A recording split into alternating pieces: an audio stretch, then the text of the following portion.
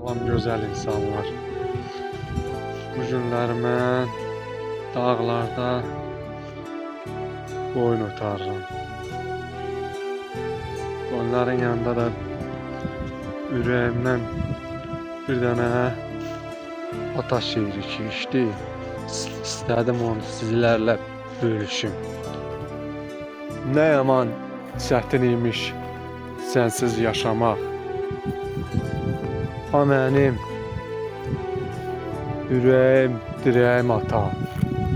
Sən getdin, oğul, qız arxanca göz yaşı tökdü. Sən getdin, ev eşik üstümə çöktü. Ha mənim evdə dirəyim ata. Anamı səsləyib gətir deyərdi. İstəsən xətirli xəmir geyərdi. Yeməmiş deyər, götür deyərdi.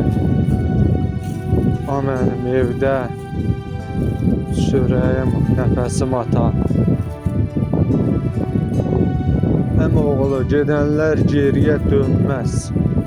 Sağkən atanın, ananın qədri bilinməz.